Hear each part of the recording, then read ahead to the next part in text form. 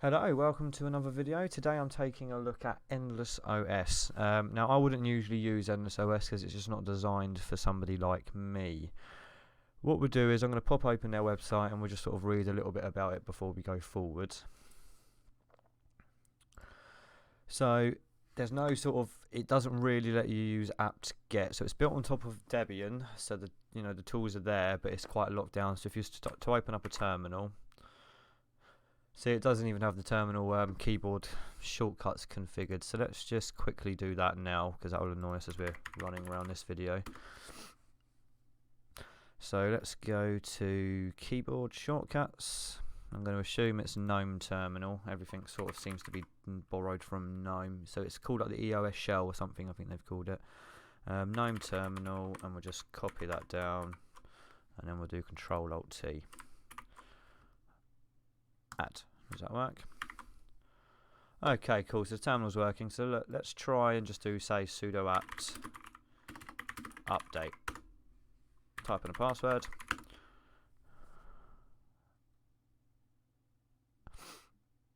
So it's just not going to do anything there. So let's try sudo apt install and just say, for argument's sake, vim.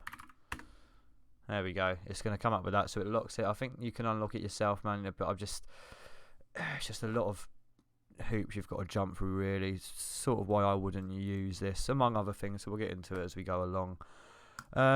So this is what you're greeted with. This is your desktop, and as far as I'm aware, do correct me if I'm wrong, you can't really change it as such without, well, against their wishes anyway, if you like. So it's got a little pop down thing up here which has some recommended stories, some quotes of the day, and some apps that it might, you might want to install. It has populated a load of apps here. I don't know if there's an all apps button because not all apps are here. So if I type in Chromium, for example, it's there under internet, but I can't find it in any of these folders. So let's just go through these folders. We have, because this I've downloaded the so I actually downloaded the, I think it's 15, should we have a look how big it is? I downloaded the 15 gig ISO. I downloaded both. I downloaded the base, had a little play around with that, and then I wondered what was so different between that and this, and I think it just comes with a load of apps basically preloaded.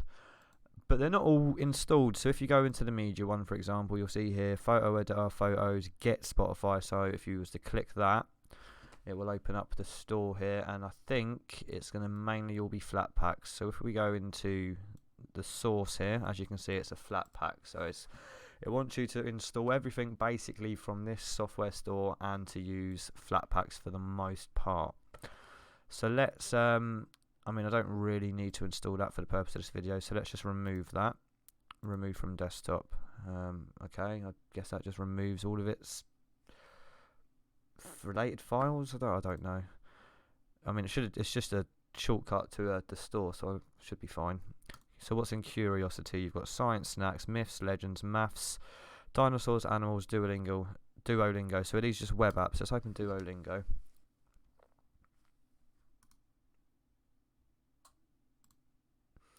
Yeah, so these are, that's just web app, Duolingo. So let's close that and let's open another one. Wonder why it's such a large file size, 16 gig. Web apps ain't going to take a lot. Let's check out animals. Is this also a web app? It might not be. Okay, so you've got some thing here if you want to learn about animals. So on the website, I think they said as well, it's quite family orientated. So if you stuck this in a family room with a computer in there, then it's got like encyclopedia. So it comes with the full LibreOffice suite as well. WhatsApp, again, that's just going to be a web app, so we'll remove that. Facebook will also just be a web app, so we'll remove that. Learn to code. Okay, what's inside there? Arduino projects, CSS tutorials, HTML, Raspberry Pi projects. Let's open up Raspberry Pi projects. Okay, so it's very sort of quite kid orientated, isn't it? A lot of what's on here. Let's open up the App Center and see if there's any updates to do. Updates. Endless platform. So we might have an entirely new update once we've restarted this. So let's do that now.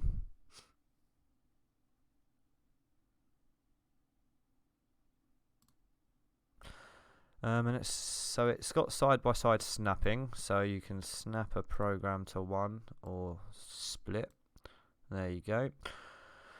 So for someone who likes to sort of tinker with the themes and how it looks, there's not so much you can do because you can't really install tweaks easily, and you can't. As far as I'm aware, there's no settings for appearance. And in settings, as I say, it's just the gnome settings as far as I'm aware, so there will be nothing really here to change the look and feel. So I went online and read a bit, so it can kind of be done. So I went over to here. So if you manually make these the folders for themes and icons yourself, and then you can just change it like this, right? So I've tried this, so let's just copy this over and then we'll put the name of the theme in. So I think I've already downloaded some before this video just to show you how it would work. So have I copied them into themes already? Let's have a look. Where's themes? .themes. Am I blind? There we go. So we've got Ant Dracula here. So what I'm going to do, let's just pop open back that. Let's just do that for a second and then go to there. And then we'll go to rename and then we'll just do a straight copy and paste. And then we'll bang that in the middle of here and then we'll copy and paste that over to save some time. Right, let's get a terminal open. So now what we're going to do is we're going to copy and paste that command to change to Ant Dracula theme. So let's give it a go. I've not tried it with this theme, so we'll see how it works. Bang. There we go. So that's changed. That looks not too bad, actually. I've not really used Ant too. Oh, pink. I'm not sure I like the pink there. But that can all be changed. So that, oh, God, there's a lot of pink in the accent colours. Okay, maybe I'll download a different one at some point. Right, I'll leave that like that. So that's that. So what about icons now? So same sort of affair. So let's do the same thing that we did again. Control C, Control V, and then let's go into a folder. I think I downloaded the Arc icon pack. So let's just have a look at that. So let's go back to Home, Icons. There you go. So we'll just do the same thing again because I can't be bothered. So let's go back to where we copied the command and we'll bang it in there like we did before. And then let's copy that back into the terminal. Bang. Right, so let's see if the icons have changed. It might take a reboot for them to all take effect. But let's have a look if the desktop icons have changed. Have we got changed? Yeah, I think so. Yeah, App Center's changed. Obviously, some of their own icons, there won't be any Arc icons for, so we don't need that, for example. Music, is that just Rhythm Box? Yep, so your music is Rhythm Box, and there's some music already in here. Oh, goodness, what we got? We got some folk. We got some Rafael Hernandez. There you go, guys. You can get your groove on out of the box. Let's close that. Right, let's see what the App Center is doing. Is that still going? Did it even do anything? Should we restart and see what happens? Let's do it.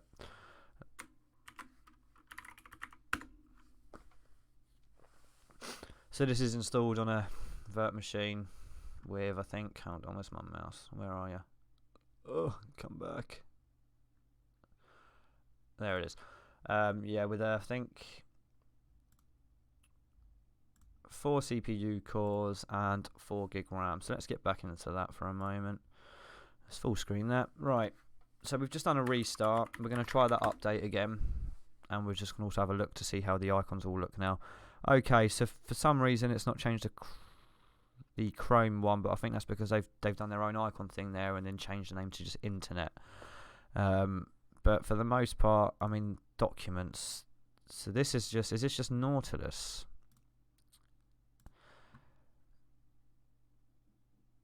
I mean, it looks just like Nautilus to me. I'm pretty sure it is.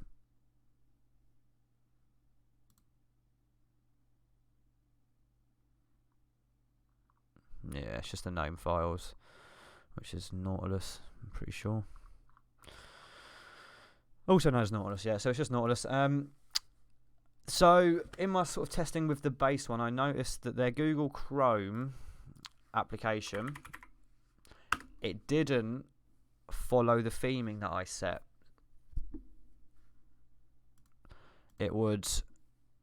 there you go. See, it then comes back with its own default theming. I'm not sure why that is.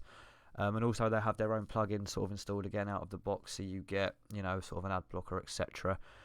But and they've got their own sort of welcome page with the Exploration Center.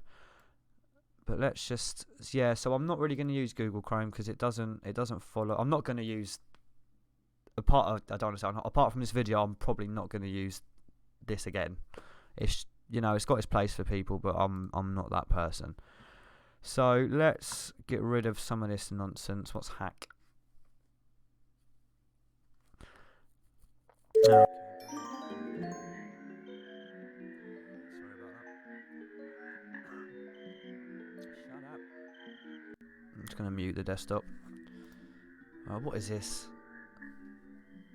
If you could hear what I'm hearing right now. Right, let's close this off. This is not the one.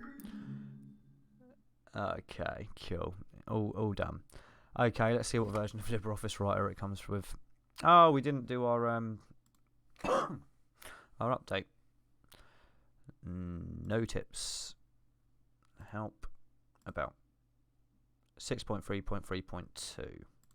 So let's go back into updates now and let's try that again.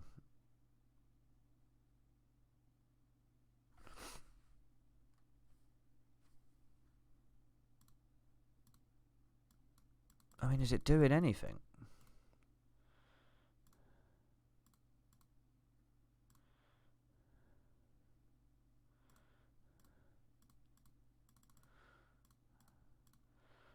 Oh, I don't know what it's trying to do here. It's having trouble with this endless platform update.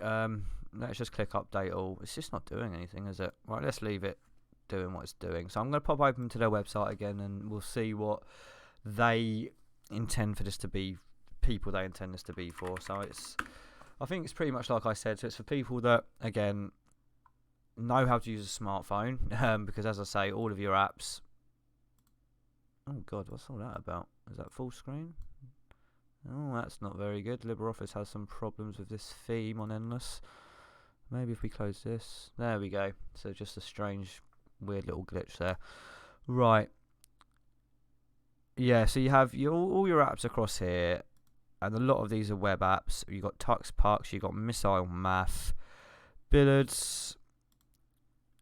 So no hidden cost, preloaded with 100 apps. When you're connected in it, Endless works like any other computer. Well, it doesn't quite, does it? Let's be honest. Work, learn, play.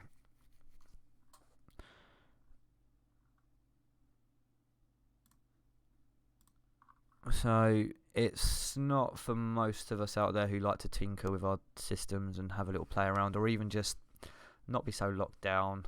I guess for a kid, if you've got a kid of an age that's sort of playing around with computers, but then why would you want to lock them down?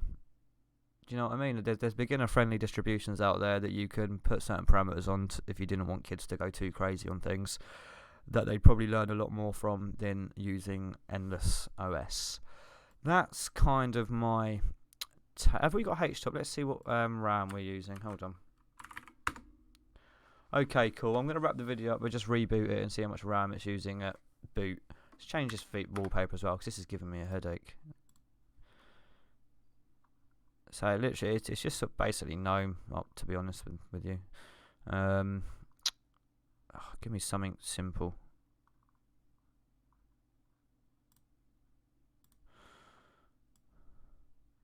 Nah, it's a bit grainy, that, isn't it? What about this one? Alright, that looks better. Right, so I'm going to reboot it and we're going to see how much RAM we're using, and then I'm going to cut the video there. Okay, and we are back. So it actually looks a lot nicer now. I still don't like the fact that this is at the top. Yeah, let's check the RAM. 675, so that's not too bad, to be honest. I thought it'd be a lot higher considering how much they've sort of bloated it out. So what have we got down here? So here you've got your settings, social accounts, which I'm going to just assume is GNOME online accounts. Yep. So you can add your online accounts like you would on GNOME. Give us feedback, settings.